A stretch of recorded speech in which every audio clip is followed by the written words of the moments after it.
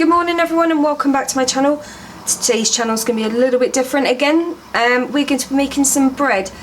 Now the bread I'm going to make you isn't my recipe, although I've made some adjustments so it suits our taste, and yeah.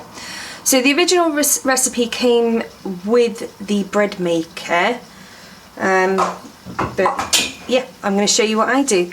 Now it's important the ingredients go in the right order, and we're going to start with 300 grams of milk, and it's weighed rather than measured because apparently it's a bit more accurate. So we're going to pour that one in first. Get that one in. And then the next thing, I think the recipe originally called for 23 grams of olive oil.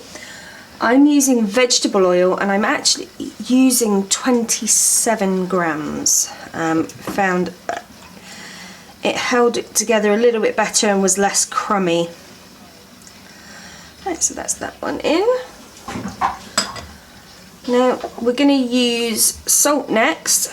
The recipe originally called for 12 grams of salt. I have 7 here, and that one goes in just like so. We have caster sugar. Originally the recipe called for 32 grams. We don't have that much sugar, so my dog wants to play. So there is 25 grams of sugar. I'm gradually reducing the amount of sugar that we put into the bread. And that one goes in just nicely.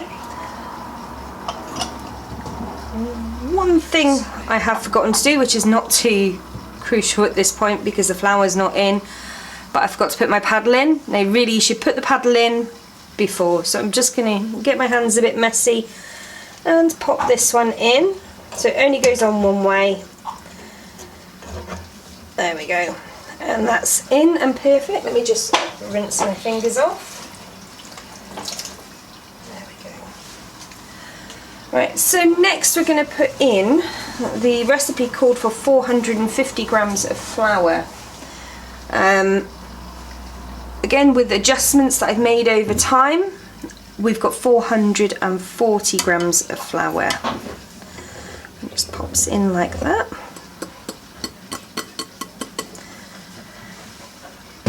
There we go. And last but not least, by any means, is yeast. The recipe originally called for 5 grams of yeast. I find personally it works better with 6 grams of yeast. So that one goes in next. Always leave the yeast on the top. Now I've seen other recipes where you put the yeast in with a little bit of warm water, but we don't do it that way. We do it this way, and it works and lovely for us, and it just comes out perfect. Right, so what I'm going to do is I'm just move this aside and pause the video just for a second while I move my bread maker into view. I'll be back in just a second. Right, as you can see, I've now brought my bread maker into view.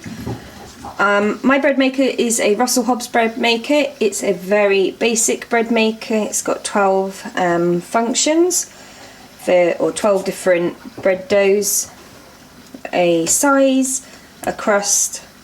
It does have a timer on it, and it has an open board lid. Right, let's go and pop this one in and we will get it going. So it just pops in. I'm going to shut the lid, and I'm not sure, the screen on here, I wish it was brighter actually, so what we're going to do is we're just going to pop it on at the wall. You hear that beep? And for the bread I'm making a sandwich bread, so we're going to set it to program 8. We're going to set it to a medium loaf because I make a medium loaf every day, day and a half. And on this particular setting you cannot change the crust, and we're just going to hit start, and that will start its mixing. It's not too noisy actually, so it may sound noisier because we're quite close to the bread maker, But what I will do is you can actually open the lid whilst it's processing and mixing, and you can see there it will mix it all nicely, and I've got to say the dough is lovely. We will come back in a little while because once it's finished kneading and rising, and it will knead once more after, we're going to take the paddle out, because otherwise you will end up with a big hole in the bottom of your loaf. Right, so we're going to let that carry on, and it's a 3-hour program, but we're going to come back in about, when there's about an hour and 10 minutes left to go.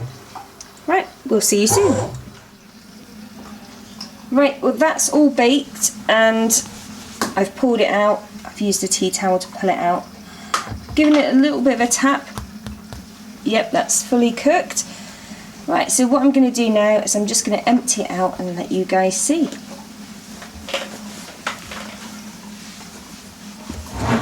Now be careful, because this is very, very hot. I'm just going to give it a bit of a shake.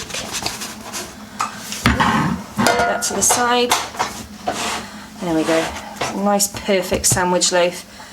Now, one thing you will notice, they never come out completely straight, but I know I said earlier in the video that I was going to take the paddle out, but I forgot. Just got sidetracked doing other things. The paddle was stuck in here, so I'm just going to get a knife and I'm just going to ease it out. Try not to make too much of a hole in the bread. There we go. It's very, very, very, very hot. So just get a bit of that coming out. And then we'll see if we can just grab it with the towel. There we go. Try not to lose too much of the bread. Let's pop that in there, and we'll wash that and reset it for later. So we're going to leave that to cool down for about an hour to an hour and a half before it can be sliced. And I will show you what it looks like when it's all sliced. Come back later.